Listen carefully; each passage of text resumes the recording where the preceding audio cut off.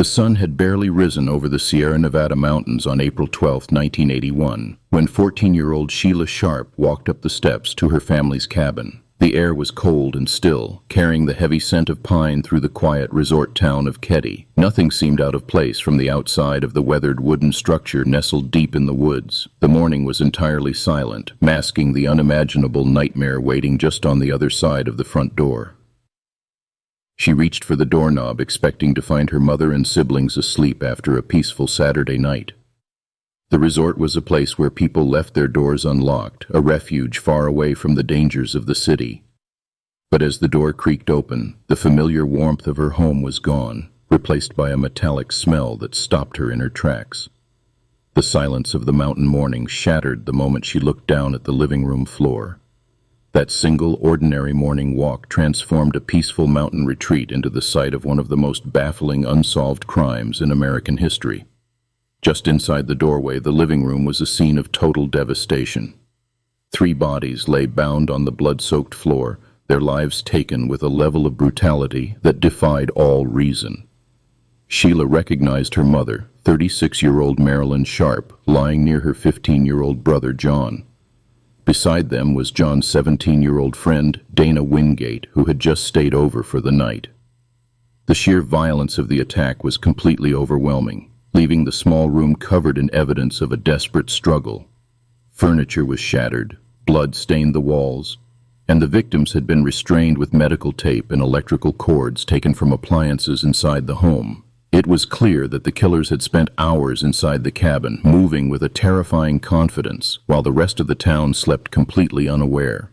The brutal reality of the living room floor raised immediate, terrifying questions about who could harbor such intense rage against a quiet mother and 2 teenage boys. But as the initial shock gave way to a frantic search of the cabin, a new layer of horror began to unfold. Amidst the chaos and the bodies, one person was missing from the home. Marilyn's 12-year-old daughter, Tina Sharp, was nowhere to be found. Her bed was empty, and there was no sign of her in the blood-stained living room or the surrounding woods. The realization that a young girl had vanished from the center of a massacre struck a deep, paralyzing chord. She had not simply run away. She had been taken into the dark woods by the same people who had just destroyed her family. The nightmare was no longer just about those who had lost their lives, but about a child who was now trapped in the hands of monsters, sparking a desperate race against time. Tina's sudden disappearance shifted the investigation from a grim murder scene into an urgent, frantic hunt for a missing child. News of the massacre tore through the small community of Keddie like a shockwave, instantly shattering the illusion of mountain safety. This was everyone's darkest, most primal fear brought to life. The terrifying thought that strangers could force their way into a locked home in the dead of night, commit unspeakable acts of violence, and steal away a child while the neighbors slept just feet away. Doors that had never seen a key were suddenly bolted shut, and the dark spaces between the pine trees felt like hiding places for unseen threats. The resort, once a playground for families seeking peace, was transformed overnight into a landscape of suspicion and profound dread. Neighbors began to look at one another with deep distrust, wondering if the killers were strangers passing through or someone who lived right next door. The suffocating blanket of fear proved that the killers had not only destroyed a family, but had completely broken the spirit of the entire town. Deepening the mystery was a discovery that defied all logic and reason. In a tiny bedroom just down the short hallway from the massacre, 3 younger boys were found completely unharmed. Marilyn's 2 youngest sons, along with a friend who was spending the night, had slept through the entire ordeal. They were separated from the violence by nothing more than a thin, hollow wooden door. The chilling question echoed through the minds of every investigator who walked the scene. How could 3 children sleep through hours of shattered furniture, desperate struggles, and the brutal murder of their family members just feet away? It was a haunting detail that suggested the killers had either intentionally spared the youngest children, or that the boys had been so terrified they pretended to be asleep while their world was torn apart. The survival of the 3 boys in the back bedroom remains one of the most unsettling and inexplicable pieces of the entire Keddie puzzle. To understand the true weight of this tragedy, you have to look at what Keddie was supposed to be. Tucked away in the dense forests of Plumas County, California, the Keddie Resort was a collection of rustic, simple cabins originally built for railroad workers. By the 1980s, it had become a haven for low-income families and people looking to escape the noise, crime, and danger of city life. It was a place where kids rode their bikes in the dirt roads until the streetlights came on, and everyone knew everyone else's business. People moved to these isolated cabins, seeking a fresh start and a quiet existence surrounded by nature. The isolation was the draw, offering a protective bubble against the outside world, a bubble that no one believed could ever be pierced by such profound darkness. But the very isolation that promised peace for the families of Keddie ultimately provided the perfect silent cover for a brutal crime. 36-year-old Marilyn Sharp brought her family to the rugged Sierra Nevada mountains, seeking a desperate sanctuary from a turbulent past. After leaving a difficult situation behind, she viewed the towering ponderosa pines and crisp mountain air of Plumas County, California, as the ultimate promise of a fresh start. This remote logging region felt entirely removed from the chaos and fear that had defined her previous life. She envisioned a quiet, working-class existence for her children, a place where her teenage sons and young daughters could safely roam the dense woods and grow up surrounded by nature. Cabin 28, a modest three-bedroom structure nestled deep within the rustic, declining Keddie Resort, seemed like the perfect, unassuming refuge. For a single mother surviving on a tight monthly budget, this $75 a month rental offered the financial stability she desperately needed to build a home. But this desperate search for peace and affordable housing would only lead the Sharp family directly into the center of an inescapable, blood-soaked nightmare. The very sanctuary Marilyn had so carefully chosen to protect her children was about to become the staging ground for one of the most brutal, baffling, and relentlessly terrifying unsolved homicides in California history. The geographic isolation that made the Keddie Resort so appealing to the Sharp family ultimately sealed their tragic fate. The former railroad camp was tightly packed with dilapidated cabins, but entirely cut off from the rest of the world by the steep canyon walls of the Feather River. This created a paradoxical environment where everyone knew their immediate neighbors, yet effective law enforcement help from the Plumas County Sheriff's Office was miles away down winding mountain roads. Because the resort's cabins were clustered so closely together, separated only by narrow dirt driveways and patchy grass, any loud disturbance should have immediately drawn attention from the surrounding residents. The extreme proximity of these aging wooden structures meant that the prolonged, brutal events of that night had to have echoed directly into the surrounding homes. Despite the sheer volume of the physical struggle that would soon unfold, not a single neighbor intervened to stop the slaughter. This tight-knit architectural layout rapidly transformed from a comforting community trait into a deadly, inescapable trap. The killers were able to operate with total impunity, knowing that the dense cluster of cabins offered numerous dark blind spots and quick escape routes into the surrounding forest. This geographic vulnerability ensured the victims remained utterly alone and defenseless against their attackers during their agonizing final moments. The physical reality of Cabin 28 made the total lack of intervening witnesses even more baffling to the first responding investigators. The structure sat a mere 15 feet from the adjacent property of Cabin 27, constructed with remarkably thin, uninsulated wooden walls that offered almost no barrier to sound. The single-pane glass windows and flimsy wooden doors provided zero acoustic dampening for the horrific violence that tore through the living room. In the dead stillness of a mountain night, even a slightly raised voice or a heavy dropping object could easily be heard by anyone sleeping next door. The crisp, quiet atmosphere of the Sierra Nevada mountains naturally acts as an acoustic amplifier, capable of carrying the sharp, unmistakable sounds of breaking glass, crushing impacts, and desperate physical struggles directly to the front porches of the closest neighbors. The inescapable acoustics of the Keddie Resort meant that the sheer, unbridled violence unleashed inside Cabin 28 was practically broadcast into the surrounding dark. The attackers wielded multiple weapons, including a claw hammer and a kitchen knife, striking with enough force to bend the blade and embed deep gouges into the wooden walls. Yet this cacophony of terror was met with absolute, inexplicable stillness from the surrounding community. This haunting, unbroken silence from the surrounding cabins forces a deeply unsettling question about human survival, cowardice, and paralyzing fear. Decades later, cold case investigators and the surviving family members are still left to wonder if the neighbors truly slept through the horrific, prolonged noise of a quadruple homicide. The alternative is that they lay wide awake in their beds, completely paralyzed by the sheer terror of what they were hearing just yards away. The thought that people might have actively listened to the slaughter, too terrified to even lock their own doors, let alone step outside to call the police, adds a profound layer of darkness to the Keddie tragedy. It reveals a chilling, uncomfortable aspect of human nature, where the primal instinct to survive quietly in the dark completely overrides the desperate dying cries of a family being systematically destroyed just steps away. That heavy, suffocating silence would forever haunt the surviving Sharp children, leaving a permanent, indelible shadow over the small resort town of Keddie. The realization that their family fought for their lives while surrounded by sleeping or cowering neighbors destroyed any remaining illusion of safety, turning the tight-knit mountain community into a landscape of suspicion and lifelong trauma.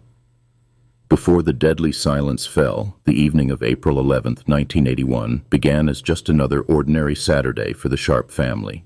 Marilyn was relaxing at home while her 15-year-old son John and his 17-year-old friend Dana Wingate spent the late afternoon hitchhiking to the nearby town of Quincy. The two teenagers were simply looking for a local party, planning to return to the cabin later that night to sleep in the basement bedroom. Meanwhile, her 12-year-old daughter Tina had spent the early evening watching television at cabin 27 next door before returning home to cabin 28 around 10 o'clock as the night grew late.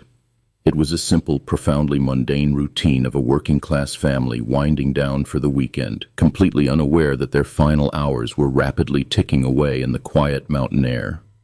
This perfectly normal, documented timeline provided later homicide investigators with an incredibly narrow window for the crime, proving the violence erupted swiftly after the family had finally gathered back under one roof. Detectives determined that John and Dana likely returned to the resort just before midnight, inadvertently walking directly into a horrific home invasion that was already in progress inside the living room. As the family settled into the false security of cabin 28, an unseen, heavily armed threat was already moving through the pitch-black woods surrounding the property. The killers navigated the familiar dirt paths of the resort with silent, deliberate purpose, carrying medical tape and electrical wire to bind their targets. They remained hidden entirely by the deep shadows of the towering pines, watching the illuminated windows of the cabin. Inside, the family was completely vulnerable, reading and sleeping in the warm glow of the cabin lights, entirely exposed to the predatory eyes watching them from the outside darkness. The crushing dread of this moment lies in their total lack of awareness. They were a peaceful family, resting quietly, completely oblivious to the fact that just moments later, the front door would be violently breached, and their mountain sanctuary would be shattered forever. The ordinary Saturday night instantly evaporated the exact second the intruders crossed the threshold, plunging the small wooden cabin into a waking, blood-soaked nightmare. The sheer speed and overwhelming brutality of the initial assault left the victims with absolutely no time to call for help, trapping them in a confined living room with killers who had come prepared for a massacre. The violence that erupted inside cabin 28 was not the quick, desperate work of a common thief looking for a few dollars. The sheer physical force unleashed upon the victims spoke of a deeply personal rage, a calculated fury that completely shattered the quiet resort night. Multiple weapons were intentionally brought into the small space, turning ordinary household tools into instruments of unimaginable cruelty. At least 2 different knives and a heavy claw hammer were wielded with a relentless intensity that left the cramped living room in total ruin. The attackers did not just want to quietly subdue the Sharp family, they wanted to absolutely obliterate them. Every single strike carried a terrifying malice that transformed a peaceful weekend retreat into a visceral nightmare from which there was no waking up. The shattered wooden furniture, the deeply gouged walls, and the blood-soaked floorboards stood as a silent, horrifying testament to that explosive anger. But what the attackers chose to do immediately after the brutal killings defied all standard investigative logic. Instead of fleeing into the dark surrounding woods in a blind panic, the murderers suddenly became frighteningly methodical. They stopped their frantic assault and took the time to carefully bind their victims with white medical tape and cut electrical cords stripped from nearby appliances. This was a chilling psychological shift from uncontrolled violence to cold, calculated manipulation.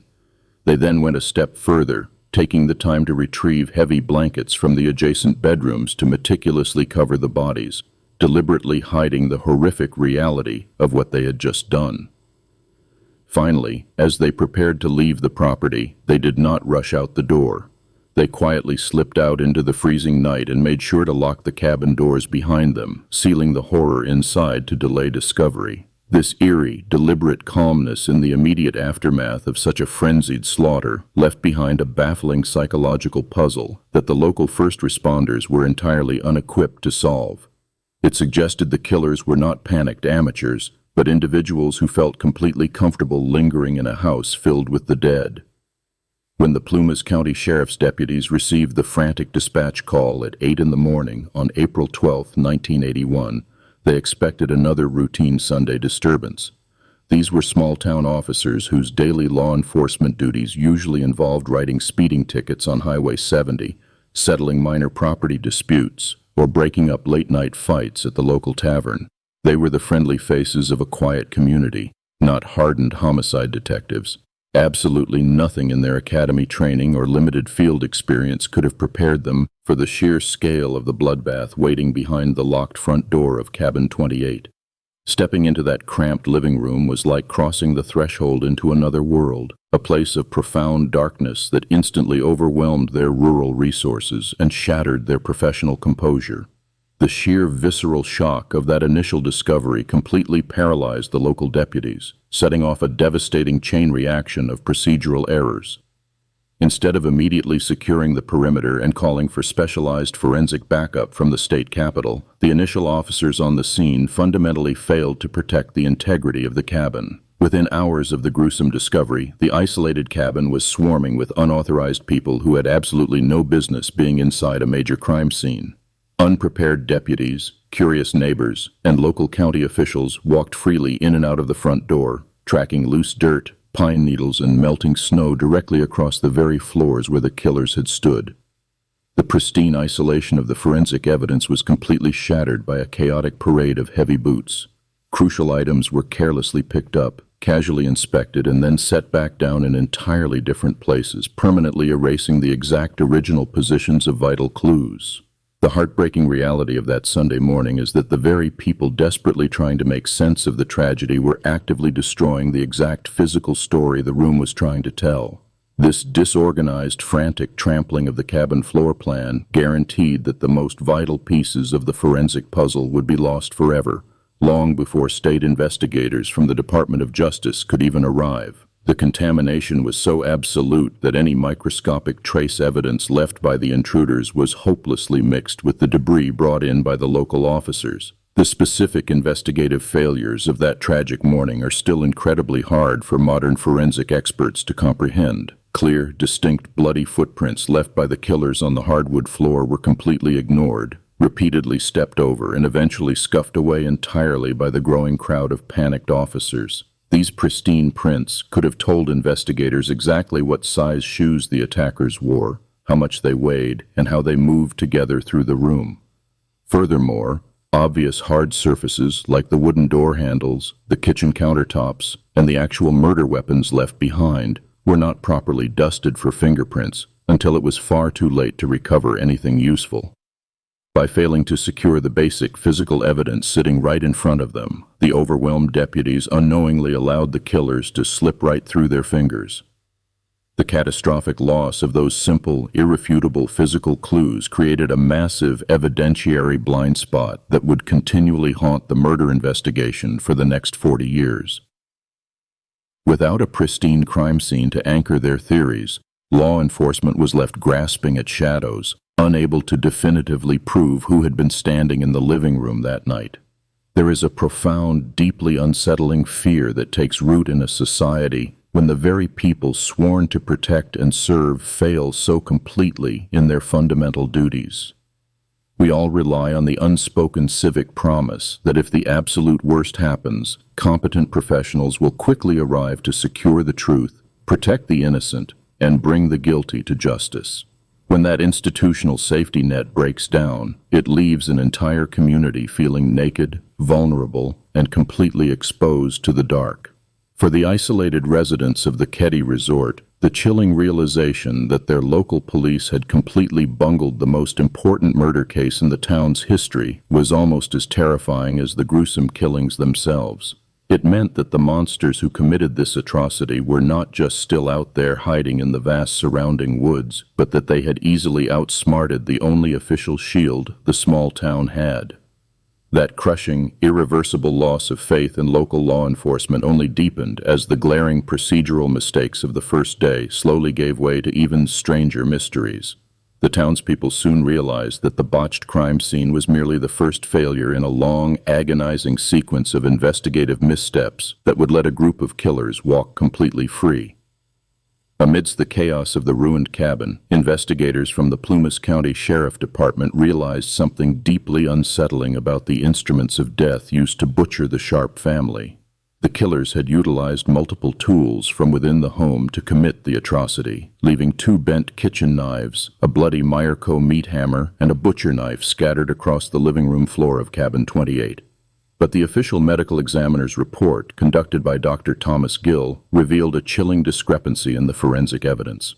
The blunt force trauma wounds on the victims showed distinct strike marks indicating that a second, heavier claw hammer had been used during the attack, yet this specific weapon was nowhere to be found inside the home. The killers had deliberately taken it with them into the dark, leaving behind a haunting question of why they would carefully remove one bloody tool while abandoning the rest of the weapons.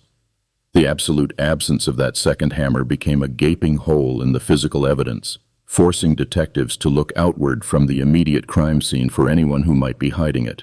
Search teams combed through the surrounding pine forests and the nearby waters of Spanish Creek, desperate to find the missing heavy claw hammer before the trail went completely cold. Their search for the missing weapon did not have to go far, as investigative attention quickly turned to the immediate neighbors residing in Cabin 26. Just a stone's throw away lived a man named Martin Smart, a volatile local cook at the Keddie Resort with a troubled marriage, and his temporary house guest, a recently released ex-convict named John Boubaid. These 2 men immediately raised severe red flags for the local police and the California Department of Justice. They admitted to being awake and drinking at the nearby backdoor bar during the exact time frame of the murders. Their stories about their precise movements that night kept shifting during initial questioning, and they both had a documented history of unpredictable behavior that made the tight-knit resort community deeply uneasy. As detectives pressed the 2 men for a clear minute-by-minute timeline of their evening, the inconsistencies in their alibis began to fracture completely under scrutiny. They could not agree on when they finally returned to Cabin 26, who went to sleep first, or what specific clothing they had been wearing during their late-night drinking session at the local tavern. The initial interviews took an exceptionally dark turn when Martin Smart sat down with Plumas County Sheriff Sylvester Doug Thomas. Without being prompted by any specific questions, Smart began openly offering up highly specific details about the brutal crime scene inside Cabin 28. Casually dropping facts regarding the condition of the bodies that had never been shared with the general public or the local press. He casually mentioned that a hammer had been used in the vicious killings, and even claimed he had recently lost his own blue-handled claw hammer, suggesting someone might have stolen it from his residence to commit the crime. It was a terrifying slip of the tongue, revealing intimate knowledge about the missing weapon and the blunt force trauma that only the people standing inside Cabin 28 that night could possibly possess. This seemingly impossible knowledge regarding the missing murder weapon should have been the final nail in his coffin, but the danger extending from the neighboring cabin was much larger than one local cook. Investigators soon realized that Smart was not acting alone, and the secondary threat sleeping under his roof presented an entirely different level of calculated menace. The man staying with Smart, John Boubaid, carried a dark shadow that was far more terrifying than anyone in the isolated town of Keddie realized. He was not just a transient drifter passing through the Sierra Nevada mountains, but a hardened career criminal with deep documented ties to organized crime syndicates and mafia enforcers back in Chicago. Boubaid had an extensive criminal record detailing a history of extreme violence, including bank robbery, bringing a heavy, dangerous presence into the quiet mountain town after meeting Smart at a Veterans Administration hospital in Nevada. His sudden arrival in Keddie, pairing his underworld experience with the volatile anger of Martin Smart, created a perfect storm of aggression right on the very doorstep of the Sharp family. The realization that such a brutal, experienced enforcer was sleeping just yards away from the slaughter cast a grim, terrifying light over the entire investigation. Barely 70 feet separated the front door of Cabin 26 from the absolute carnage inside Cabin 28, placing a highly capable killer within striking distance of the victims on the exact night of the massacre, with one suspect openly admitting to owning the exact type of missing murder weapon and the other possessing a terrifying history of syndicate violence. The path forward for law enforcement seemed incredibly obvious. The police had the two men in custody, they had a clear geographical motive, and they had glaring, undeniable inconsistencies in their official statements regarding their whereabouts. Yet, in a staggering move that still defies all investigative logic and reason decades later, the local sheriff simply thanked the two men for their time and let them walk right out the front door of the Quincy police station. There was no formal arrest made, no mandatory hold placed for further questioning by state authorities, and absolutely no effort to secure Cabin 26 for a proper forensic search. This incomprehensible, baffling choice by local authorities to release their prime suspects without gathering physical evidence left the shattered, grieving community entirely defenseless. The remaining residents of the Keddie resort locked their doors in absolute terror, knowing that the men responsible for the butchery had just been given a free pass by the very people sworn to protect them. Recognizing the incredible, unprecedented gift they had just been handed by the sheriff's department, Smart and Bubede wasted absolutely no time exploiting the situation. Within hours of being released from questioning, both men packed their personal belongings, turned their backs on the bleeding town of Keddie, and fled the state of California entirely before anyone could change their minds. They scattered in completely different directions, slipping quietly into the vast expanse of the country without a single police cruiser following them or a single warrant issued for their arrest. Law enforcement made zero effort to track their specific escape routes, alert neighboring highway patrols, or bring them back across state lines to answer for the massacre they left behind in the mountains. By the time a new generation of investigators realized the catastrophic, unforgivable mistake of letting them walk away from the station, the men who likely held the answers to the nightmare were already ghosts. Both Smart and Bubede would eventually die of natural causes years later, taking the dark secrets of Cabin 28 to their graves and leaving the Keddie murders permanently unsolved. A heavy blanket of pure terror fell over the small Plumas County community of Keddie in the immediate days following the brutal discovery on April 12, 1981. The once peaceful mountain resort town transformed into a landscape of quiet paranoia, where neighbors who had shared meals and stories for decades now looked at each other with deep, lingering suspicion. People stopped talking in the local general store, keeping their heads down and their voices low as they bought their daily supplies. For the first time in their lives, rural residents began installing heavy deadbolts, locking their doors, and keeping loaded shotguns close at hand as the sun went down behind the mountains. The chilling reality was that the unidentified people responsible for the absolute nightmare inside Cabin 28 were still out there, walking free along Highway 70, and no one knew if or when they would strike the community again. This crippling atmosphere of fear completely changed how the entire town functioned, rapidly shutting down the open, trusting community life that had once defined the Keddie resort. Children were no longer allowed to play near the creek, evening gatherings at the local lodge ceased entirely, and the isolated canyon grew eerily silent after dark. In the crushing absence of concrete answers from the Plumas County Sheriff's Office, wild rumors began to spread like wildfire through the tense, isolated streets. Whispers of organized drug deals gone wrong, secret violent cults operating deep in the woods, and targeted mafia assassinations echoed through the town, filling the massive void left by the silent authorities who seemingly had no suspects. These false, exaggerated stories did more than just frighten the locals. They actively confused and derailed an already struggling homicide investigation. Every new piece of unfounded gossip sent the investigative focus spinning in a completely different direction, clogging the official tip lines, burying the actual physical facts, and pushing the real truth of the crime scene further into the dark.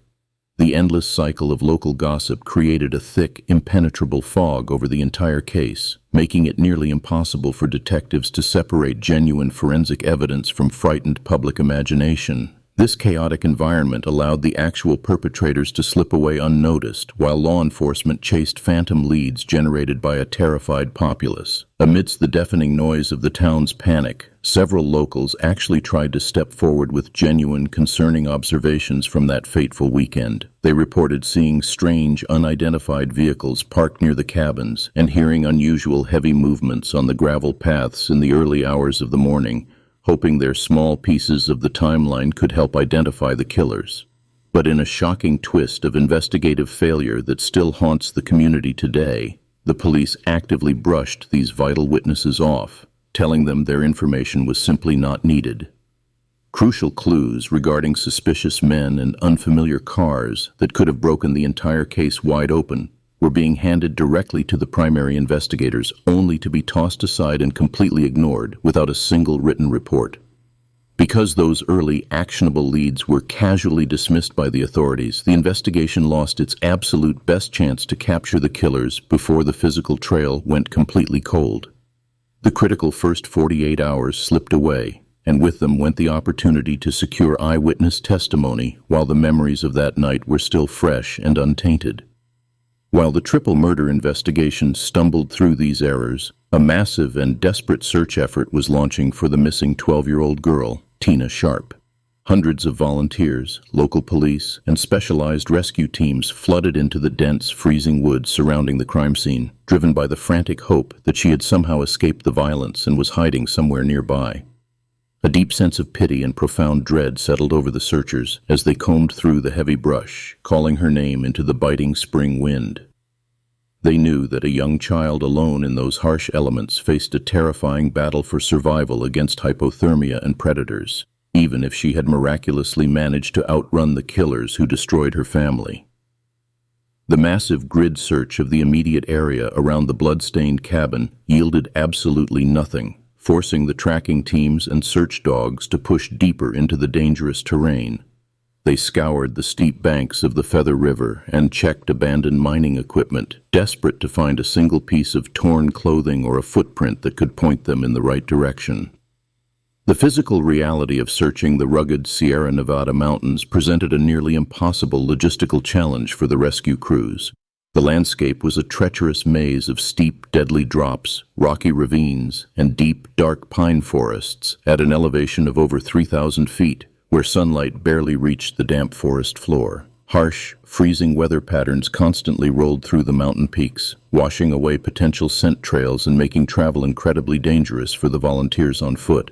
Finding a small, terrified child in hundreds of thousands of acres of this unforgiving, densely packed wilderness was like searching for a needle in a frozen, endless haystack, severely limiting the effectiveness of the search dogs. The brutal geography of the Plumas National Forest provided the perfect natural cover for anyone trying to hide a dark secret or dispose of crucial evidence. The vast, unpopulated stretches of wilderness meant that a kidnapper could easily vanish off the main roads, leaving investigators with an impossibly large geographic area to secure and examine. For the surviving members of the Sharp family, the endless days of searching turned into a unique and agonizing kind of psychological torture. They were trapped in the universal pain of not knowing where their loved one was, suspended indefinitely between the desperate hope of a safe rescue and the crushing despair that she had met the same fate as her mother and brother. Every single time the telephone rang in their temporary housing or a strange car pulled up to their driveway, their hearts would stop in their chests. It was a deeply personal, chilling reality where every waking moment was consumed by the terrifying image of a little girl waiting to be saved and the agonizing wait for a ransom demand that simply never came. But as the freezing April nights dragged on into weeks with absolutely no sign of Tina, that fragile hope began to painfully slip away. The desperate rescue mission slowly and quietly transitioned into a grim recovery operation, leaving a shattered family to face the devastating reality that the 12-year-old was likely gone forever. As the initial shock of April 1981 faded, weeks bled into months, and those months stretched into grueling years. The silence surrounding the missing 12-year-old Tina Sharp grew deafening across Plumas County. Her surviving family members were left suspended in a cruel purgatory, trapped between the desperate prayer that she was still alive and the creeping, unbearable dread that she was already gone. The profound unknown of her ultimate fate gnawed at everyone who knew her, while wild rumors circulated through the small mountain community. Whispers filled the evidentiary void left behind at Cabin 28, asking if the killers had taken the young girl to start some twisted new life elsewhere, or if she had met the exact same dark, violent end as her mother Sue and her teenage brother John. That agonizing uncertainty would hold the town of Keddie hostage for 3 long years, as the changing seasons of the Sierra Nevada mountains buried any remaining physical clues under deep winter snows and thick summer overgrowth. Local law enforcement chased down dozens of false leads across Northern California, but every promising tip eventually led back to a deeply frustrating dead end. The breaking point finally arrived on April 22, 1984, far away from the blood-stained floorboards of Cabin 28. A man was out collecting empty glass bottles in a remote, heavily wooded area of Butte County known as Camp 18, located near the Feather River Falls. This rugged site sat nearly 100 miles away from the resort town of Keddie. While digging through the thick brush and accumulated forest debris, his eyes caught something distinctly unnatural resting in the damp dirt. He had stumbled upon a partial human skull, a detached mandible, and a scattering of other skeletal fragments left exposed to the harsh elements of the deep forest. The bones had been heavily weathered by 3 years of seasonal exposure. The highly isolated location of Camp 18 meant the perpetrators had gone to great lengths to ensure these remains would never be found by casual hikers or search parties. The area required navigating treacherous dirt logging roads and steep ravines, indicating a deliberate effort to completely erase any trace of the victim from the map of Northern California. It did not take long for forensic anthropologists working with the Butte County Sheriff's Office to analyze the grim discovery. By cross-referencing the recovered jawbone with historical dental records, investigators brought the agonizing 3-year search to a sudden, devastating halt. The skeletal remains definitively belonged to young Tina Sharp, officially reclassifying her missing persons case as a homicide. Hearing that final forensic confirmation was a crushing blow that permanently destroyed the very last shred of hope her surviving family members had desperately clung to. For the siblings who had survived the initial massacre, the nightmare was no longer just a paralyzing fear of the unknown. It had solidified into an absolute, inescapable reality that their sister was never coming home. With her tragic death officially confirmed, the multi-jurisdictional investigation was forced to pivot toward a much darker and more complex understanding of the crime. Detectives now had to reconstruct a timeline that extended far beyond the walls of the Keddie Resort, shifting their focus from a localized triple homicide to a sprawling case of abduction and calculated murder. The massive physical distance between the cabin and Camp 18 revealed a terrifying truth about her final hours. Forensic timelines suggested she had not been killed in the frantic chaos of the initial attack. Instead, she was taken from her home alive, forced into the freezing night air, and driven for hours down Highway 70 through the desolate, winding mountains of the Sierra Nevada. This calculated journey meant her murder was a completely separate, deliberate act committed long after the bloody frenzy at the cabin had ended. It elevated the killers from brutal attackers lashing out in a sudden moment of chaotic rage to cold, methodical predators who maintained total, terrifying control over their captive during a long and highly risky midnight transport. The complex logistics of moving a hostage that far without triggering suspicion or detection pointed directly to someone who knew the remote logging roads perfectly. The perpetrators had to possess an intimate familiarity with the back roads of Butte County, successfully avoiding highway patrols and populated towns to reach an area primarily used only by seasoned locals and timber workers. But just as the traumatized family tried to process this horrifying reality, a new, baffling mystery emerged from the shadows of the investigation. On the exact same day the skull was discovered at Camp 18, an anonymous phone call was placed directly to the Butte County Sheriff Dispatch Center, introducing a chilling new variable into the stagnant case file. The unidentified voice on the other end of the line calmly stated that the bones found in the woods belonged to the missing girl from Keddie. This caller knew her specific identity before the police had even transported the skull for testing or released any information to the media. This left investigators deeply chilled by the realization that the person on the phone possessed intimate, impossible knowledge of the crime scene. Finding that anonymous caller immediately became the absolute most critical lead in the entire 3-year investigation. Law enforcement agencies recognized that identifying this voice could instantly crack the case wide open, potentially exposing an accomplice, a direct witness, or even the primary architect behind the brutal slaughter at the cabin. The dispatch center had standard emergency procedures in place, and the incoming call was successfully captured on their rolling reel-to-reel audio recording system. Detectives believed they finally had a tangible physical piece of evidence. They possessed a recorded voice that could be subjected to acoustic analysis, recognized by local residents, or directly matched to a prime suspect during an interrogation.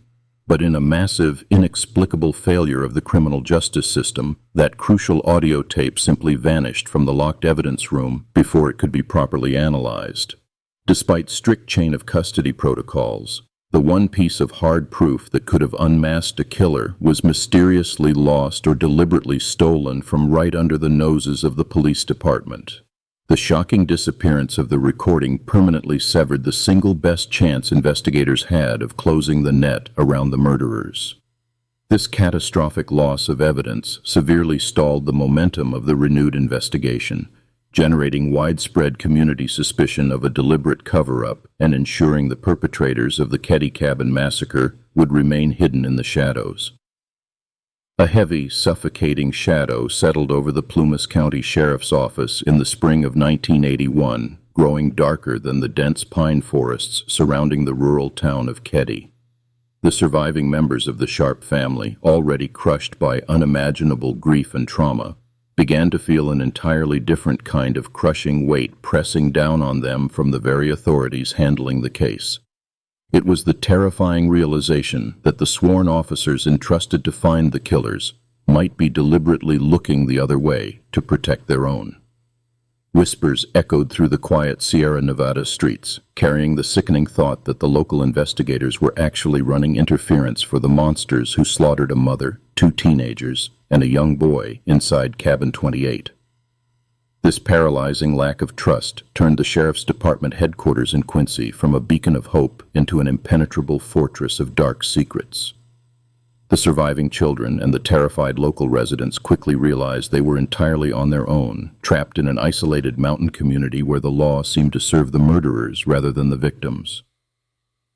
Years later, a chilling piece of paper surfaced from the forgotten archives, exposing the brutal truth behind those long-standing rumors of a police cover-up. It was a handwritten letter penned by the primary suspect, Martin Smart, directed specifically to his wife, Marilyn, written shortly after the gruesome murders tore the small resort community apart. In plain ink, the prime suspect wrote a devastating sentence stating that he had paid the price of her love, and that he had bought it with 4 people's lives. It was not a vague threat, a drunken boast, or an angry rant, but a clear, undeniable written confession to the quadruple massacre at the cabin, laying out his exact motive for the slaughter.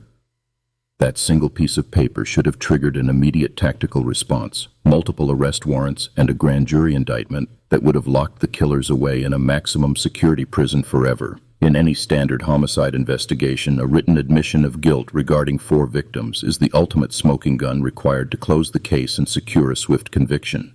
Instead of storming the suspect's home with handcuffs and a tactical team, the local Plumas County authorities did absolutely nothing with this devastating piece of physical evidence. The confession letter was quietly filed away, buried deep under stacks of routine administrative paperwork in a cardboard box, treated with less investigative urgency than a minor traffic ticket or a local noise complaint. Detectives never brought the man in to explain the contents of the letter, never submitted the document to the Federal Bureau of Investigation for forensic handwriting analysis, and never used it to build a proper case for the district attorney. Step by step, the local justice system actively chose to turn a blind eye, letting a confessed murderer walk free while the most important clue in California history gathered dust in a dark filing cabinet. The deliberate, calculated choice to ignore the killer's own written words cemented the tragic fate of the entire Keddie Cabin investigation. By burying the confession, The sheriff's office effectively dismantled the strongest prosecutorial asset they possessed, ensuring that the bloodiest crime in the history of the county would remain officially unsolved for decades to come. This massive failure revealed a grim reality about the local power dynamics, where the evil you commit can be easily erased by the powerful friends you keep in high places. The primary suspect, Martin Smart, was not just a random local resident, but a man known to share drinks, socialize, and maintain incredibly close personal ties with Plumas County Sheriff Sylvester Doug Thomas himself.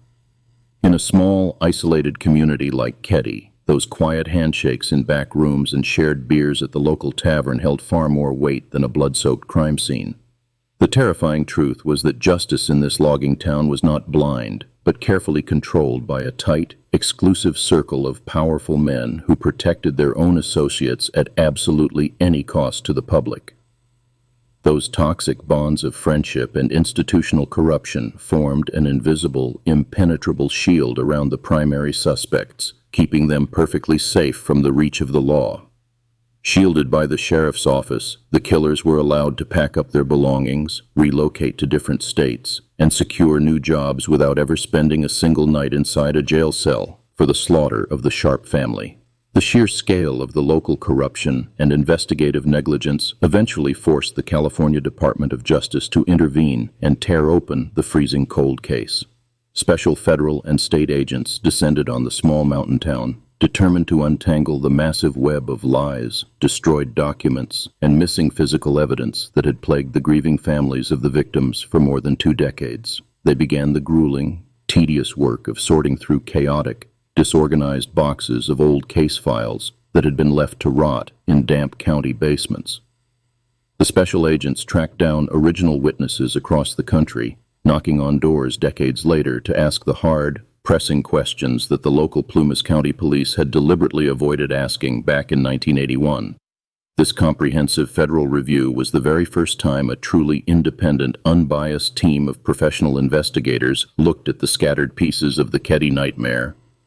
Without the blinding influence of local town politics or personal friendships, the outside agents could finally evaluate the raw crime scene photographs, the autopsy reports, and the glaring deliberate omissions in the original police logs. What the federal agents found in those forgotten archives did not just surprise them, it left seasoned investigators in a state of absolute, sickening dismay. They realized almost immediately that the original homicide investigation was not just a product of rural incompetence, but a case that had been actively, maliciously sabotaged from the very first day the bodies were discovered on the cabin floor. The heavy weight of decades of wasted time pressed down on the agents as they saw exactly how many crucial leads, including a bloody hammer found in a nearby pond, were intentionally ignored or destroyed. They had to face the heartbreaking reality that the local police had handed the killers a massive head start, forever robbing the victims' families of a fair, honest fight for criminal justice. The shocking federal conclusion proved what the grieving relatives of the Sharp and Wingate families had feared all along, confirming that the initial investigation was a complete sham. This devastating official confirmation set the stage for a final, bitter twist of fate, proving that the greatest obstacle to solving the Keddie Cabin murders was the very badge sworn to protect the town. The federal agents and special investigators finally had the fragmented pieces together, pointing directly at the 2 primary suspects who had long evaded the Plumas County local police. Decades of thick dust were blown off the original 1981 case files, revealing a clear, undeniable path to Martin Smart and John Boubaid, the very men who had terrorized the small cabin. But the gears of criminal justice had ground far too slowly, and the ultimate punishment was stolen by time itself. Both prime suspects had already died of natural causes, with John Boubaid passing away in Chicago in 1988 and Martin Smart dying in Portland in 2000, taking their dark secrets to the grave and leaving the victims' families with a hollow, infuriating silence instead of a courtroom trial. The ugly truth of the massacre was finally known to the surviving family members, but the ruthless men who swung the hammers and wielded the knives would never face a judge or jury. The brutal executioners of Sue, John, Dana, and little Tina Sharp escaped all earthly accountability, leaving behind a legacy of absolute impunity that continues to sicken the community. This agonizing lack of closure was suddenly compounded by a chilling discovery deep beneath the Plumas County Sheriff's Office. Several decades after the murders, a sealed evidence box was found hidden in the dark corners of the basement, completely untouched and seemingly deliberately ignored by the original investigators who had worked the scene in the spring of 1981. The very existence of this forgotten box raised profound and unsettling questions that tore at the heart of the grieving community. Investigators had to ask why crucial audio recordings and suspect interviews were hidden away, who placed these vital clues in the shadows, and what dark truths local authorities were trying so desperately to protect from the light of day. This buried cache of clues provided terrifying proof that the initial failure to solve the Keddie case was not just rural incompetence, but something far more sinister. The hidden files strongly suggested an active cover-up, pointing to a deeply corrupt relationship between the prime suspects and the law enforcement officers sworn to protect the town. A startling modern breakthrough finally surfaced in 2016, emerging not from a dusty file, but from the muddy bottom of a nearby pond. A private investigator, methodically sweeping the shallow, murky water with a simple metal detector, struck upon a heavy, rusted object buried in the dense muck just yards from the original crime scene. The object pulled from the mud was a steel hammer, perfectly matching the brutal and highly specific blunt force trauma wounds inflicted on the victims that terrible night. This rusted piece of metal was the very weapon that had vanished from the crime scene, sitting quietly under the water just a short walk from Cabin 28 for over 35 years. Finding the primary murder weapon after decades of silence only deepened the tragic reality of how easily the killers had walked away. The fact that the hammer was discarded so close to the cabin proved that the original search grid was either grossly negligent or deliberately compromised by the officers in charge of the scene. Unable to bear the physical reminder of such profound evil, the community eventually turned its attention to the rotting structure of Cabin 28 itself. By 2004, the property owner decided to erase the nightmare completely, and the day the heavy demolition machinery finally arrived, an unspoken, heavy tension hung in the cold mountain air. Massive steel claws tore into the wooden walls, crushing the notoriously blood-stained living room floorboards and shattering the front windows in a desperate attempt to erase the town's deepest scar. Thick dust plumed into the sky as the cabin collapsed into a pile of splintered wood, permanently burying the exact spot where so many innocent lives were violently stolen. Tearing down the walls successfully removed the physical building, but it could never demolish the heavy, suffocating dread that had soaked into the very soil of the Sierra Nevada mountains. The empty dirt lot left behind became a dark, overgrown void, offering absolutely no comfort to a devastated community that still lacked official answers. The dramatic destruction of the cabin served as the final nail in the coffin for the once thriving mountain resort. Word of the unsolved quadruple slaughter had long since poisoned the pristine reputation of the Plumas National Forest woods, and the lucrative streams of summer tourists simply stopped coming to the area entirely. One by one, the local businesses boarded up their windows, the winding hiking trails grew completely overgrown, and the bustling vacation retreat slowly rotted into a desolate ruin. The cheerful laughter of summer campers was permanently replaced by the hollow howling of the wind through empty, decaying buildings that nobody dared to enter after dark. The entire resort community withered and died, utterly suffocated by the unresolved horror of a single night in April 1981. What was once a booming railway town and a beloved family destination transformed into a literal ghost town, entirely abandoned because of the bloodshed that occurred within its borders. The total ruin of Keddie speaks directly to our own deep, natural fear of places that have been permanently tainted by pure evil. We all know of a dark street, an abandoned house, or a quiet stretch of woods that simply feels wrong because of the terrifying history it hides beneath the surface.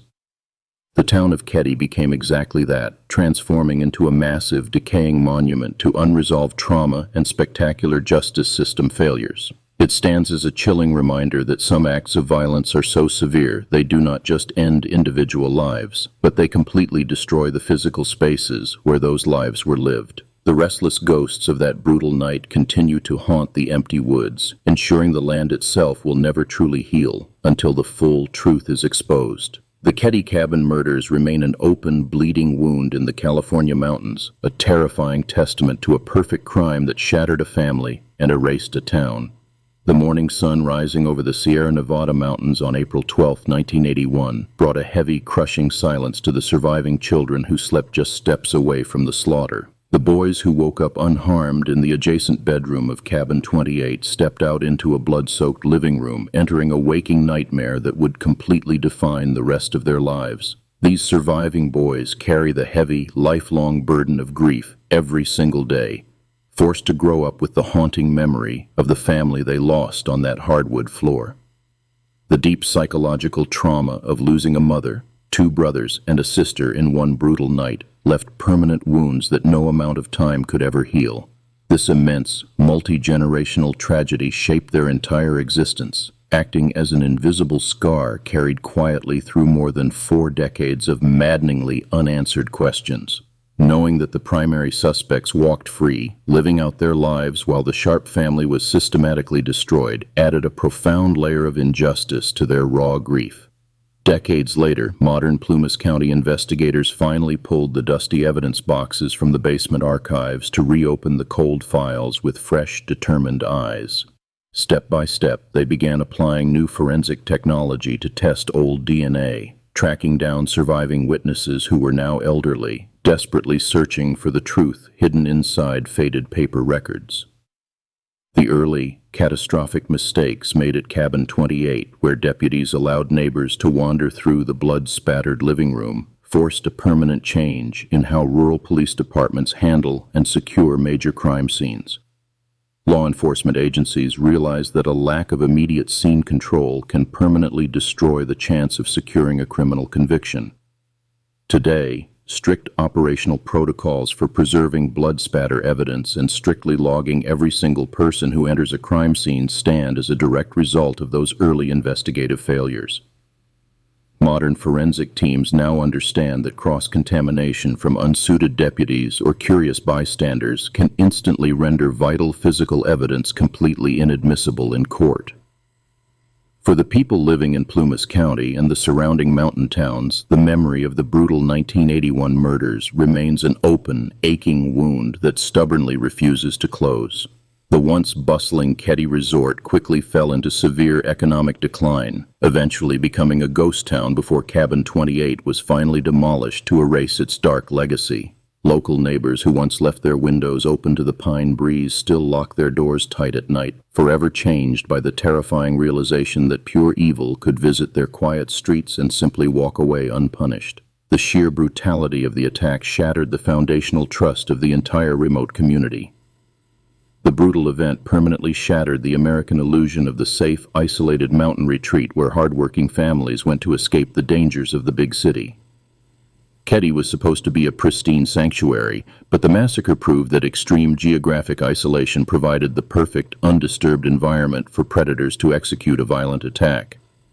By the late 1980s, the comforting idea of a rural sanctuary was effectively dead across Northern California, replaced by a lingering dread of what hides in the deep, dark woods. The realization that an entire family could be methodically slaughtered while neighbors slept just yards away introduced a new level of psychological terror. Yet beneath the towering pines and the overgrown dirt paths of the Sierra Nevada, the forest still hides the most crucial missing pieces of the investigative puzzle.